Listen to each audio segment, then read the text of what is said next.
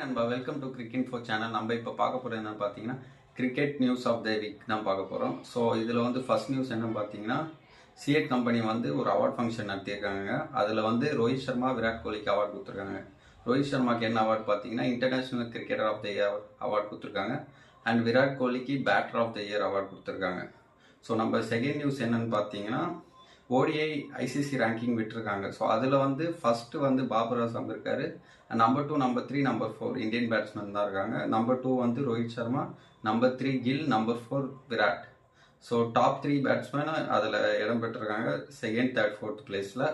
Then third news என்னன்னு பார்த்தீங்களா, நம்ம ஜேஷா இருக்கார்ல, அமித்ஷாவோட பையன், அவர் வந்து ஐசிசி சேர்மனாக ஆக வாய்ப்பு இருக்குன்னு சொல்லிக்கிட்டு இருக்காங்க. ஸோ அதுக்கு ஆஸ்திரேலியா அண்ட் இங்கிலாந்து சப்போர்ட் பண்ணியிருக்கோன்னு சொல்கிறாங்க. பட் இது எந்த அளவுக்கு உண்மைன்னு தெரில, வர நவம்பர் மந்த் வந்தால் தெரியும்.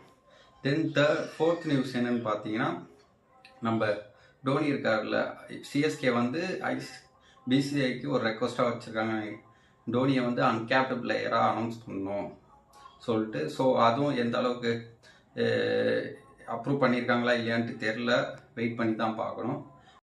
ஃபைனல் நியூஸ் என்னன்னு பார்த்தீங்கன்னா நம்ம சவுத் ஆஃப்ரிக்கா பவுலர் மோர்னி மார்க்கல் இருக்காருங்க, அவரை வந்து நம்ம இந்தியன் டீம் வந்து பவுலிங் கோச்சாக அனௌன்ஸ் பண்ணியிருக்காங்க. ஸோ இவ்வளோ தான் கைஸ் இந்த வீக் ஆஃப் த நியூஸ். பிடிச்சிருந்தா கண்டிப்பாக சப்போர்ட் பண்ணுங்கள் சேனலை. பாய்.